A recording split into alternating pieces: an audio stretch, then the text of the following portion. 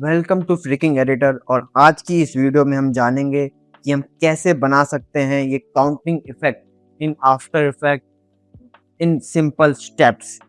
तो चलिए शुरू करते हैं बिना किसी रैम के। तो आप मेरे स्क्रीन पे देख सकते हैं, हम पहले बाहर पढ़ लेते हैं एक text layer and here we can write anything you want, you can write anything you want.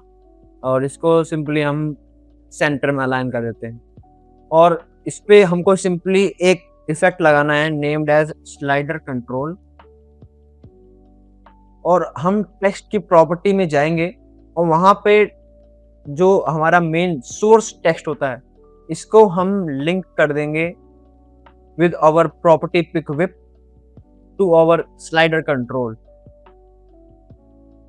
And जैसे कि आप देख सकते हैं कि हमारा जो स्लाइडर कंट्रोल की वैल्यू है वो हमारे टेक्स्ट के मेन सोर्स में कन्वर्ट हो चुकी है।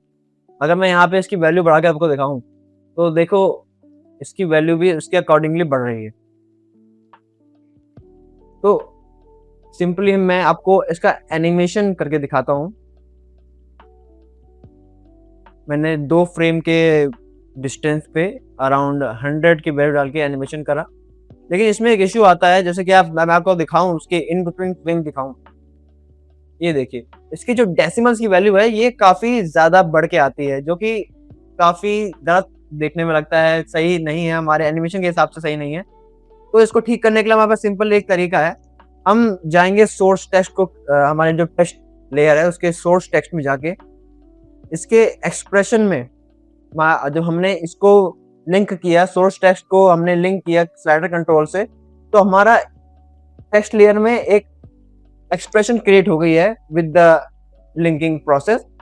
तो इसमें हमको सिंपली ऐड करना है dot value in dot to fixed, enter दबा के इसमें जो हमारी ब्रैकेट में है उसमें हम वैल्यू डाल देंगे 0। और अगर मैं बाहर जाके दिखाऊं तो देखिए हमारा जो प्रॉब्लम था वो सॉल्व हो चुका है। सिंपली अगर मैं इसका एनिमेशन दिखाऊं, देखिए बिल्कुल जैसा हमको चाहिए था वैसा आ चुका है। तो अगर मैं इसका कॉन्सेप्ट समझाऊं, ये हमने जो 0 लगाया है ये यहाँ पे क्या रिप्रेजेंट कर रहा है, यहाँ पे ये दिखा रहा है कि हमारे डेसिमल के बाद हमारा जो पॉइंट आता है पीछे इसके, उसके बाद कितनी वैल्यू आएंगी ये हमको दिखाता है ये 0 वैल्यू। और जैसे मैं 0 लगा रखा है तो यहाँ पे हमारी डेसिमल के बाद में कोई वैल्यू नहीं आएगी, 0 वैल्यू आएगी। अगर मैं यहाँ पे सपोज मैं 2 कर दूं, बाहर जाके दिखाऊं तो देखिए पॉइंट के बाद हमारे डेसिमल के बाद में 2 वैल्यू ऐड हो चुकी है। तो अब फिलहाल मैं इसको मैं 0 ही करता हूँ। ये काफी कामदायक होती है अगर हम किसी परसेंटेज का एनिमेशन दिखा रहे हैं तो वहां पे काफी काम आ जाता है। तो मैं बैक टू अपर 0 कर देता हूँ। तो हम जो ये काउंटिंग वाला इफेक्ट बनाते हैं ज्यादातर बनाते हैं for money animation, money counting animation type में। तो इसमें हमको रुपी या फिर डॉलर साइन या फिर कोई भी हमको सिंबल ऐड करना होता है, वो जरूरी होता है। तो इसमें इसी एक्सप्रेशन की मदद से हम उसको भी ऐड कर सकते हैं। सपोज कि हमको आगे की तरफ में हमको एक क्या नाम है डॉलर का साइन ऐड करना है, तो सिंपली हम क्या नाम है अपना ओपन कोटेशन नोट करेंगे और उसमें अपना डॉलर साइन डालेंगे, एंटर करेंगे और कोटेशन क्लोज कर देंगे। एंड इसके बाद हमको प्लस का साइन ऐड करना है। अब मैं अगर बाहर जाके दिखाऊं आपको तो देखिए हमारा डॉलर साइन हमारे एनिमेशन में ऐड हो चुका है, हमारे टेक्स्ट में ऐड हो चुका है। अगर मैं प्ले करके दिखाऊं आपको, ये अपने आप वो अपने हिसाब से चेंज, पोजीशन चेंज हो रही है, अपने आप से वो फिक्स हो चुका है, उसमें कोई वैल्यू चेंज नहीं हो रही है। सेम इसी तरह से अगर आपको इसको पीछे ऐड करना है, सिंपली जैसे आगे किया पहले इसमें प्लस ऐड कर प्लस लगा देंगे और ओपन कोटेशन क्लोज कोटेशन में जो भी वैल्यू डालनी, सपोज मेरे को इसमें सिंपल लगा दिया मैंने ये वाला। अब देखिए इसमें वाला आ चुका है, एनिमेशन पीछे की तरफ लग चुका है। तो ये हमारा एनिमेशन हो चुका है। अब मैं इसको एक बार हटा देता हूँ। मैं आई गेस डॉलर वाला जो आगे हमने लगाया था वो ज्यादा सही लग रहा था, उसी को लगाते हैं।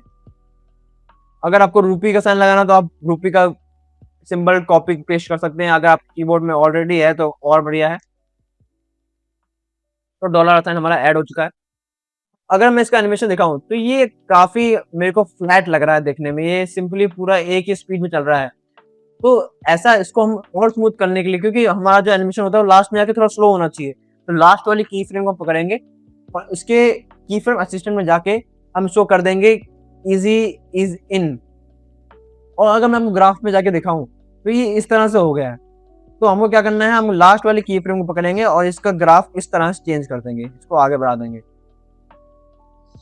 और अब मैं अगर आपको इसका एनिमेशन प्ले करके दिखाऊं तो देखिएगा लास्ट में ये स्लो हो जाएगा। दैट्स इट, इसी तरह से हमको चाहिए था। तो आई होप आपको ये वीडियो अच्छी लगी हो। तो मेरा आपसे यही कहना है कि सीखते रहिए, जानते रहिए और नई नई चीजें सीखिए। हमारे चैनल को सब्सक्राइब करें अगर आपको ये वीडियो अच्छी लगी हो। साथ में सीखेंगे, साथ में आगे बढ़ेंगे और we are freaking cheaters. Thank you for watching.